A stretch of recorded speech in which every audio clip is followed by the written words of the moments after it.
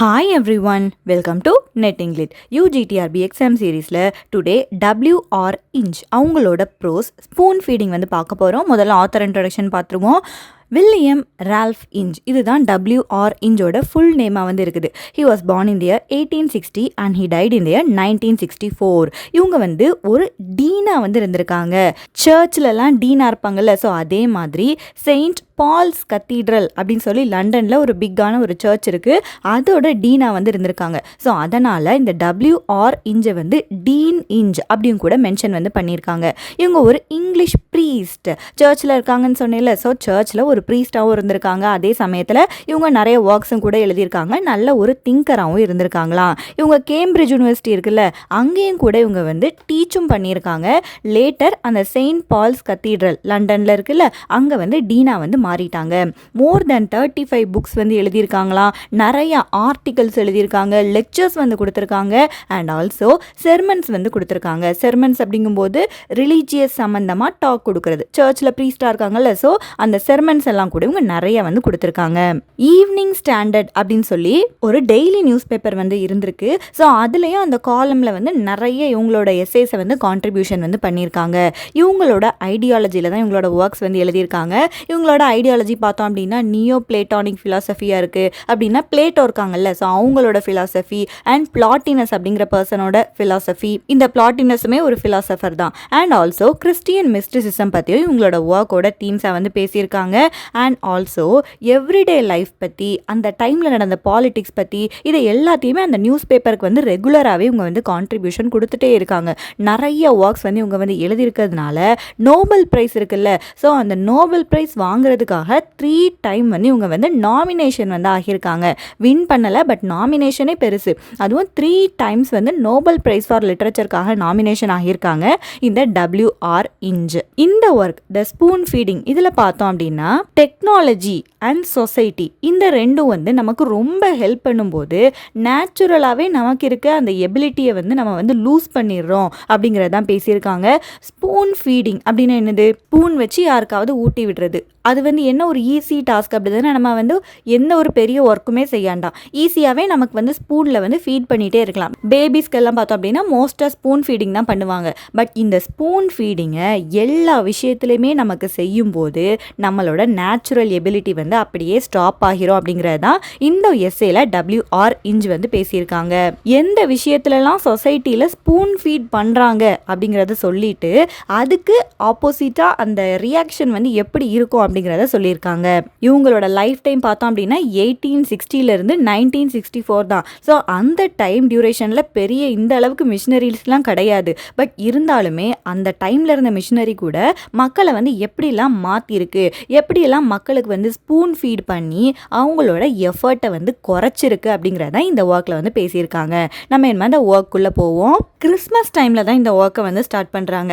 Christmas டைமில் வந்து British fathers எல்லாம் என்ன பண்ணுவாங்க அப்படின்னா அவங்களோட குழந்தைங்களை வந்து டென்டிஸ்ட் கிட்ட அனுப்புவாங்களாம். அவங்களோட பல்லை வந்து செக் பண்ணுறதுக்காக டென்டிஸ்ட் அப்படின்னா அந்த பல்லை ட்ரீட் பண்ணக்கூடிய டாக்டர் தானே, ஸோ அந்த டாக்டர் கிட்ட போயிட்டு ஒரு செக்அப் பண்ணிட்டு வாங்கன்னு சொல்லி இந்த பிரிட்டிஷ் ஃபாதர்ஸ் எல்லாம் கிறிஸ்மஸ் டைமில் அவங்களோட குழந்தைங்களை வந்து அனுப்புகிறாங்க. அப்போ அந்த டென்டிஸ்ட் வந்து ஒண்டர் பண்ணுறாரு, இந்த நோபல் சாவேஜஸ்க்கு அவங்களோட டீத்தில் எதுக்கு ப்ராப்ளமே இல்லை அப்படின்னு சொல்லி அந்த டாக்டர் வந்து நினைக்கிறாராம். பீப்புளை வந்து என்ன சொல்கிறாங்க பாருங்க, நோபல் சாவேஜஸ். சாவேஜஸ்னால் யாரை சொல்லுவோம்? ஒரு அன்சிவிலைஸ்டான பர்சனை வந்து நம்ம சாவேஜஸ்னு சொல்லுவோம். பட் இதில் நோபல் சாவேஜஸ் அப்படின்னு சொல்லி தான் பீப்புளை வந்து மென்ஷன் பண்ணியிருக்காங்க. நம்ம எல்லாருமே வந்து நோபல் ஆகிட்டோம், பட் இருந்தாலும் நம்ம அடிப்படையில் பார்த்தோம் அப்படின்னா நம்ம முதல்ல ஒரு சாவேஜாக தான் இருந்திருப்போம். பட் இந்த காலகட்டத்தில் இந்த மக்களோட டீத்லலாம் எந்த பிரச்சனையுமே இல்லை அப்படின்னு சொல்லி அந்த டென்டிஸ்ட் வந்து ஒண்டர் வந்து பண்ணுவாங்களாம். முன்னாடி காலத்துலலாம் பார்த்தோம் அப்படின்னா பீப்புள் ரொம்ப சிம்பிளான ஒரு வாழ்க்கை வந்து வாழ்ந்திருக்காங்க. அவங்களுக்கு தேவையான விஷயங்களை அவங்களே வந்து செஞ்சுப்பாங்களாம். பிரெட்டை வந்து அவங்களே பேக் பண்ணிப்பாங்க, ஜாமை மேக் பண்ணுவாங்க, ஒயினை வந்து ப்ரூ பண்ணுவாங்க. அண்ட் ஒர்க்கர்ஸ்க்கும் பார்த்தோம் அப்படின்னா நிறைய ஸ்கில் எல்லாமே தெரியும். ஸோ எல்லா ஸ்கில்லும் தெரிஞ்ச நல்ல ஒரு டேலண்டட் பர்சனாக வந்து முன்னாடி காலத்தில் வந்து இருந்திருந்தாங்க. அந்த முன்னாடி காலத்து மக்களோட டீத் வந்து ரொம்ப ஸ்ட்ராங்காகவே இருக்குமா. அதுக்கு காரணம் என்ன அப்படின்னா அவங்க சாப்பிடக்கூடிய அந்த ஃபுட்டு இருக்குல்ல, ரொம்ப டஃப்பான ஃபுட்டாக இருக்கும். அண்ட் அவங்க இந்த ஃபோர்க்கு நைஃபு இதெல்லாம் யூஸ் பண்ண மாட்டாங்க. அந்த டஃப்பான ஃபுட்டை சூ பண்ணி சாப்பிடுவாங்க. இப்படி கஷ்டப்பட்டு சாப்பிட்றதுனால அவங்களுக்கு இந்த டிசீசஸ் அப்பெண்டிசைட்டிஸ் ஆர் கேன்சர் இந்த மாதிரி டிசீஸ்லாம் அவங்களுக்கு வந்தது இல்லை. அப்பெண்டிசைட்டிஸ் அப்படின்னா ஸ்டமக்கில் ஏற்படக்கூடிய ஒரு டிசீஸ். கேன்சர் உங்களுக்கு தெரியும். இந்த மாதிரி டிசீசஸ்னால அந்த முன்னாடி காலத்தில் இருந்த மக்கள் சஃபர் ஆகலை. அதுக்கு காரணம் அவங்க நல்லா டஃப்பான ஃபுட்டு நல்லா சூ பண்ணி சாப்பிட்டாங்க. நைஃப் ஃபோர்க்கை வச்சு ஈஸி ஈட்டிங் அவங்க சாப்பிடலன்னு சொல்லியிருக்காரு. அண்ட் இப்போ மாடர்ன் சிவிலைசேஷன் அண்ட் முக்கியமாக மிஷின்ஸ் உள்ள வந்ததுக்கப்புறம் லைஃப் கம்ப்ளீட்டாகவே சேஞ்ச் ஆகிருச்சு. ஹவுஸ் ஒய்ஃப் முன்னாடி வீட்டில் பிரெட் எல்லாம் பேக் பண்ணிட்டு இருந்தாங்க. பட் இப்போ பெருசாக அவங்க வீட்டில் ஒர்க் பண்ணுறது கிடையாது. ஒர்க்கர்ஸுமே பார்த்தோம் அப்படின்னா அவங்களுக்கு ஒரு சர்டனான ஒரு ஸ்கில் தான் தெரியுது. நிறைய ஸ்கில் தெரியக்கூடிய ஒர்க்கர்ஸாக யாருமே இல்லை. ஏன்னா அவங்க ஏதோ ஒரு ஃபேக்ட்ரியில் ஒர்க் பண்ணுறாங்க. அந்த ஃபேக்ட்ரியில் நடக்கக்கூடிய விஷயங்கள் மட்டும்தான் அந்த ஒர்க்கர்ஸ்க்குமே தெரியுது. பீப்புள் ரொம்ப வீக்காகி போயிட்டே இருக்காங்க. வீக் ஆகும்போது ரொம்ப டிபெண்ட்டாக மாறுறாங்க. இன்னொருத்தரை சார்ந்து அவங்க வாழ ஆரம்பிக்கிறாங்க. இதனால தான் அவங்க டாக்டர்கிட்டையும் டென்டிஸ்ட்கிட்டையும் அடிக்கடி போகக்கூடிய சிச்சுவேஷன் வருது. நெக்ஸ்ட் ஒரு பர்சனை சொல்லியிருக்காங்க. மிஸ்டர் ஆஸ்டின் ஃப்ரீமேன் பார்த்தோம் அப்படின்னா சாவேஜ் பீப்புள் அவங்களோட லைஃப் எல்லாம் ரொம்பவே அப்சர்வ் பண்ணியிருக்காரு. அப்சர்வ் பண்ணும்போது அவருக்கு இந்த மிஷினரியோட ஈவில்ஸ் பற்றிலாம் நல்லாவே தெரிய வருது. அவர் ஒரு இன்சிடென்ட்டை நமக்கு ஷேர் பண்ணியிருக்காரு. அந்த ஆஸ்டின் ஃப்ரீமேன் ஒரு டைம் ஆஃப்ரிக்காவுக்கு போயிருக்காங்க. அப்போ ஆஃப்ரிக்காவில் ஒரு பயங்கர ஸ்டார்ம் அடித்ததுனால அவரோட கேரவனே கூட அப்படியே பறந்து போயிருச்சு. அண்ட் அங்கே இருக்க ஆஃப்ரிக்கன் பீப்புளோட அந்த ஹட் இருக்குல்ல அது எல்லாமே ஸ்பாயில் ஆகிருச்சு. கொஞ்ச நேரத்துல அந்த மழையெல்லாம் ஸ்டாப் ஆனதுக்கப்புறம் அந்த ஆஃப்ரிக்கன் நேட்டிவ் பீப்புள் என்ன பண்ணுறாங்க அப்படின்னா குயிக்காக இன்னொரு ஒரு வாட்டர் ப்ரூஃபான ஒரு ஹட்டை பில்ட் பண்ணாங்களாம். அந்த ஃபாரஸ்ட்டில் கிடக்கக்கூடிய விஷயங்களை வச்சு அவங்களே அவங்களோட ஹட்டை வாட்டர் ப்ரூஃபாக ஈஸியாக பில்ட் பண்ணிட்டாங்க. அதை இந்த மிஸ்டர் ஆஸ்டின் ஃப்ரீமேன் பார்க்குறாரு. பார்க்கும்போது என்ன தோணுது அப்படின்னா இந்த மக்கள் எவ்வளோ கேப்பபிள் அண்ட் எவ்வளோ இண்டிபெண்ட்டாக இருக்காங்க. அவங்களோட வீடே இல்லைன்னா கூட ஒரு வீடை கூட அவங்களுக்கு அவங்களாவே கட்டக்கூடிய அந்த திறமை இருக்குது. ஸோ நம்மளும் அதே மாதிரி இண்டிபெண்ட்டாக இருக்கணும் அப்படிங்கிறத இந்த WR இன்ச் கொடுத்துருக்காங்க. நெக்ஸ்ட் பார்ப்போம். இந்த மிஷின்ஸ் எல்லாம் பார்த்தோம் அப்படின்னா நம்மளோட லைஃப்பை ரொம்ப ஈஸியாக மாற்றுது. But at the same time human பீயிங்ஸோட strength and human beings self ரிலையண்ட்டாக அவங்களால செய்ய முடியும் அப்படிங்கிற விஷயம் எல்லாத்தையும் இந்த மிஷின்ஸ் போக்கிட்டே இருக்குதான். அதுக்கு எக்ஸாம்பிளாக நிறைய விஷயங்கள் கொடுத்துருக்காங்க. முதல்ல ஹேண்ட் ரைட்டிங் பற்றி பேசுகிறாங்க. ஹேண்ட் ரைட்டிங் அழகாக கையை வச்சு எழுதுறதே ஒரு பியூட்டிஃபுல்லான ஒரு ஸ்கில்லாக தான் இருக்குது. பட் நான் அந்த ஹேண்ட் ரைட்டிங்கை டைப்ரைட்டர் அப்படிங்கிற ஒரு மிஷின் டேக் ஓவர் பண்ணிருச்சு. அவர் டைமில் டைப்ரைட்டர் புதுசாக அந்த மிஷினாக இருக்குது. ஸோ அந்த ஹேண்ட் ரைட்டிங்கை டைப்ரைட்டர் டேக் ஓவர் பண்ணிருச்சு. இதனால நம்ம சில்ட்ரன் பார்த்தோம் அப்படின்னா அவங்களுக்கு நல்லா அழகாக எழுதக்கூட தெரியாத ஒரு குழந்தைகளாக தான் இருப்பாங்க. அதே மாதிரி வாக்கிங் அண்ட் ரைடிங் இந்த ரெண்டுமே காமனாக ஹெல்த்தியாக இருக்கக்கூடிய ஒரு ப்ளஷர்ஸாக இருந்து. வாக்கிங் அப்படின்னா வாக் பண்ணுறது, ரைடிங் அப்படின்னா ஹார்ஸ் ரைடிங். ஸோ இது ரெண்டுமே காமனாக ஒரு ப்ளஷருக்காக நிறைய பேர் செஞ்சுட்டு இருந்தாங்க. பட் அதுவுமே ஸ்லோவாக ஃபேட் ஆகிட்டே இருக்குது. முன்னாடி காலத்துலலாம் பார்த்தோம் அப்படின்னா அந்த பீப்புள் கிட்டத்தட்ட 30 மைல்ஸ் கூட நடப்பாங்களாம். பட் இப்போ இருக்க யூத்க்கு கண்ட்ரி சைடு ஒரு சின்ன வாக் போனோம் அப்படின்னாலே அவங்களுக்கு அது ஒரு லாங்கான ஜேர்னி மாதிரி தெரியுது. அந்த கண்ட்ரி சைடு போகக்கூடிய அந்த வாக்ல இருக்க அந்த ஜாய்ஸ் எல்லாத்தையும் இவங்க மிஸ் பண்ணுறாங்க. அடுத்து ரீடிங் பற்றி பேசுகிறாங்க. ரீடிங்குமே இப்போ கம்ப்ளீட்டாக சேஞ்ச் ஆகிருச்சான். ஓல்டு மேனுஸ்கிரிப்ட் ரொம்ப முன்னாடி காலத்தில் எழுதின மேனுஸ்கிரிப்ட் அப்படின்னா இந்த டைப்ரைட்டர் மிஷின்லாம் கிடையாது, கையை வச்சு எழுதியிருப்பாங்க. ஸோ அதெல்லாம் நம்ம படிக்கணும் அப்படின்னா நம்ம ரொம்ப ஸ்லோவாக தான் படிக்க முடியுமா, அதை படிக்கிறதுக்கு ரொம்ப டிஃபிகல்ட்டாக இருக்குமா. அப்படி கஷ்டப்பட்டு படிக்கும்போது அந்த விஷயங்கள் நமக்கு ஒரு பேஷன்ஸை தரும், ஒரு பொறுமையை தருமா. பொறுமையாக நம்ம வாசிச்சுட்டு இருப்போமா. அண்ட் நம்மளோட ஐசைட் இருக்குல்ல அந்த கண் பார்வையும் கூட ஸ்ட்ராங்காக ஆகுமா. அந்த காலத்தில் இருந்த மக்கள் எல்லாருமே அவங்களுக்கு ஸ்பெக்டகல்ஸும் கிடையாது, ஃபால்ஸ் டீத்தும் கிடையாது, அண்ட் லாங்கான லைஃபையும் கூட அவங்க வாழ்ந்திருக்காங்க. ஸ்பெக்டகல்ஸ் அப்படின்னா கண்ணாடி, அதெல்லாம் முன்னாடி காலத்தில் போட மாட்டாங்க. ஃபால்ஸ் டீத் அப்படின்னா டீத் இல்லை அப்படின்னா ஃபேக்கான ஒரு டீத்தை அவங்க யூஸ் பண்ணுவாங்க சாப்பிட்றதுக்கு. ஸோ அந்த மாதிரியான ஃபால்ஸ் டீத்தை கூட அந்த ஏன்ஷியன் பீப்புள் யூஸ் பண்ணலை. அண்ட் ரொம்ப நாளும் அவங்க வாழ்ந்திருக்காங்க. சோஃபாக்லீஸ் அப்படின்னு சொல்லிட்டு ஒரு கிரேட்டான ஒரு ரைட்டர் இருக்காங்க, சோஃபாக்லீஸ். அவங்க கிட்டத்தட்ட 90 ஏஜ் வாழ்ந்திருக்காங்க. அந்த 90 அந்த ஏஜ்லயும் கூட அவங்க பிளேஸ் எல்லாம் எழுதியிருக்காங்க. ஸோ எவ்வளோ நாள் வாழ்ந்திருக்காங்க, எவ்வளோ டேலண்டடாக அவங்களுக்கு அந்த ஏஜ்லயும் இருந்திருக்க முடியுது. முன்னாடி காலத்தில் ரீடிங் ஒரு ஹார்ட் ஒர்க்காக தான் இருந்திருக்கு. ஜெர்மன் பீப்புள் புக்கெல்லாம் பிரிண்ட் பண்ண ஆரம்பிக்கும் போது ஹெவியான பிளாக் லெட்டர்ஸில் தான் பிரிண்ட் பண்ணியிருக்காங்க. அது ரொம்ப லாங்கான ட்விஸ்டட் சென்டென்ஸ் எல்லாமே இருக்கும். அதை படிக்கிறது நம்ம கண்ணுக்கே ரொம்ப டயரிங்காக இருக்குமா. அண்ட் இங்கிலீஷ் ப்ரோஸாக இருந்தாலும் சரி, பல செஞ்சுரிஸ்க்கு முன்னாடி ப்ரோஸ் அப்படின்னா ஈஸியான ரீடிங்காக இருக்கும் அப்படி தானே. ஸோ பட் இங்கிலீஷ் ப்ரோஸாக இருந்தாலும் சரி, முன்னாடி இருந்த செஞ்சுரியில் எழுதின ப்ரோஸ் பார்த்தோம் அப்படின்னா கொஞ்சம் எஃபர்ட் வந்து தேவைப்படும் அதை அண்டர்ஸ்டாண்ட் பண்ணுறதுக்கு. பட் இப்போ எல்லாமே ஈஸியாக வந்து மாறிடுச்சு. புக்ஸை வந்து ஈஸியாக ரொம்ப கிளியரான டைப்லேயே நம்மளால் வந்து பிரிண்ட் பண்ண முடியுது. ரைட்டர்ஸுமே எப்படி எழுதுறாங்க அப்படின்னா அவங்க எழுதக்கூடிய அந்த சென்டென்ஸ் எல்லாமே சிம்பிள் அண்ட் டைரக்ட் சென்டென்சஸாக இருக்கணும் அப்படின்னு சொல்லி தான் ரைட்டர்ஸுமே வந்து நினைக்கிறாங்க. ரீடிங் ஹேபிட் வந்து எதுக்காக ஹெல்ப் பண்ணணும் அப்படின்னா நம்மளோட ரியல் திங்கிங்கை அது வந்து டெவலப் வந்து பண்ணணும். பட் இப்போ அந்த ரீடிங் வந்து ஒரு பேசிவான ஒரு என்டர்டெயின்மெண்ட்டாக வந்து மாறிடுச்சு. பீப்புள் வந்து நிறைய நாவல்ஸ் எல்லாம் ரீட் பண்ணுறாங்க. எதுக்காக அப்படின்னா ஜஸ்ட் அந்த ரியாலிட்டியிலேருந்து எஸ்கேப் ஆகிறதுக்காக நாவல்ஸ் வந்து ரீட் பண்ணுறாங்க. ஆர்எல்ஸ் ஒரு டே ட்ரீம் சிச்சுவேஷனில் இருக்கும்போது அவங்க வந்து நாவல்ஸ் வந்து ரீட் பண்ணுறாங்களாம். அந்த திங்கிங் ஸ்கில் வந்து அவங்களுக்கு வந்து வளரலை அப்படின்னு சொல்கிறாங்க.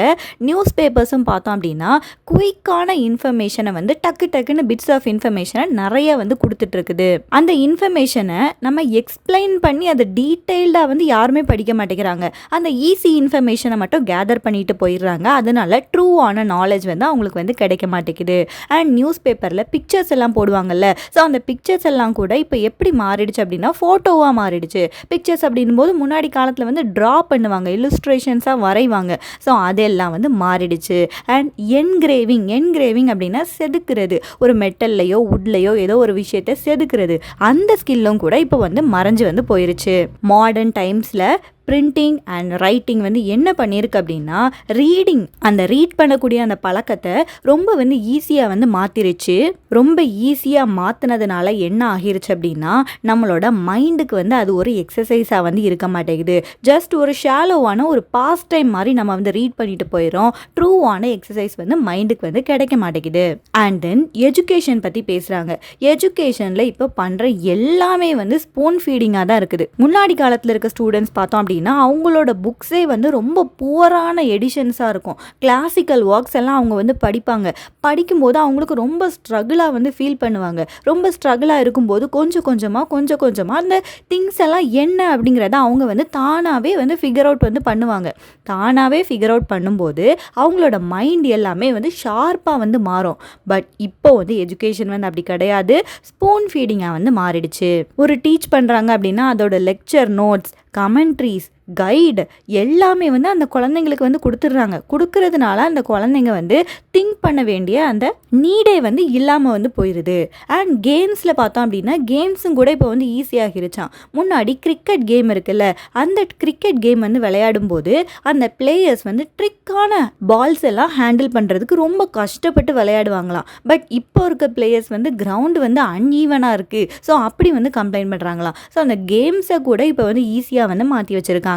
மவுண்டனியர்ஸ் வந்து முன்னாடி வந்து கஷ்டப்பட்டு மவுண்டெயினில் கிளைம் பண்ணி போவாங்களாம். இப்போ அதுக்காக ஈஸியான ட்ரெயின்ஸ் வந்து வந்துருச்சு. ஸோ ஈஸியாக அவங்க வந்து மேலே வந்து ஏறிடுறாங்களாம். ஸோ எல்லா இடத்துலையுமே பார்த்தோம் அப்படின்னா லைஃப் வந்து இந்த டெக்னாலஜிக்கல் அட்வான்ஸ்மெண்ட்னால சேஃப் அண்ட் ஆல்சோ ரொம்ப சிம்பிளாக வந்து மாறிடுச்சு. பார்க்கில் வந்து ட்ரீஸ் எல்லாம் இருக்கும்ல, ஸோ அந்த ட்ரீஸ் எல்லாம் இப்போ வந்து கட் பண்ணுறாங்களாம். எதுக்காக கட் பண்ணுறாங்க அப்படின்னா ரேராக எப்பமாவது ஒரு ஆக்சிடென்ட் வந்து நடக்குதுன்னு வைங்களேன், அந்த பவு வந்து பிரேக் ஆகி அங்கே போகிற ஆள் மேலே விழுந்துருமா. ஸோ அதனால் அங்கே இருக்க எல்ம் ட்ரீஸ் எல்லாம் கட் பண்ணுறாங்களாம். ஒர்க்கர்ஸ் இருக்காங்கல்ல, அவங்களுக்கு வந்து ஏதாவது ஒரு மிஸ் ஹேப்பனிங் ஆயிடக்கூடாது அப்படின்னு சொல்லி அவங்களுக்கு வந்து ஒரு இன்சூரன்ஸ் வந்து கொடுத்து வச்சுருக்காங்க. அண்ட் ட்ராவலர்ஸ் வந்து ஏதோ ஒரு விஷயத்தில் அவங்க ட்ராவல் பண்ணி போகிறாங்கன்னு வைங்களேன், ஏதோ ஒரு பொருளை தொலைச்சிட்டாங்க அப்படின்னா அந்த ட்ராவல் பண்ணி போனால் அந்த கம்பெனியை அவங்க வந்து சூ பண்ணுறாங்க, கோர்ட்டுக்கு வந்து இழுக்கிறாங்க. கேர்லெஸ்ஸாக தொலைச்சது இந்த ட்ராவலர்ஸோட தப்பு, பட் அந்த கம்பெனியை வந்து அவங்க வந்து சூ பண்ணுறாங்களாம். ஸ்லோவாக பீப்புள் வந்து அவங்களோட ரெசிலியன்ஸை வந்து லூஸ் பண்ணுறாங்க. ரெசிலியன்ஸ் அப்படின்னா ஒரு கெட்ட விஷயம் நடக்குது அப்படின்னா அதிலிருந்து எந்திரிச்சு வரக்கூடிய அந்த சக்தியை வந்து அவங்க வந்து லூஸ் பண்ணுறாங்க. இண்டிபெண்டன்ஸாக தான் வந்து லூஸ் பண்ணிட்டாங்க. மக்கள் எல்லாருமே வந்து லார்ட் ஏவுபரியோட ஆன்ஸ் மாதிரி மாறிட்டாங்க அப்படின்னு சொல்கிறாங்க. ஞாபகம் வச்சுக்கோங்க இவரோட நேமை. லார்ட் ஏவுபரி வந்து ஒரு பர்சன். இவங்க வந்து ஆண்ட் இருக்குல்ல, ஆண்ட் மட்டும் இல்லாமல் வாஸ்ப் அண்ட் ஹனி பீஸ் எல்லாம் இருக்குல்ல, வாஸ்ப் அப்படின்னா வண்டு. ஸோ இந்த சின்ன சின்ன இன்செக்டோட நேச்சர் பற்றி அதெல்லாம் வந்து இவங்க வந்து அப்சர்வ் பண்ணி படிச்சிருக்காங்க. அப்போது ஆண்ட்டை வச்சு ஒன்று கண்டுபிடிச்சிருக்காங்களாம்.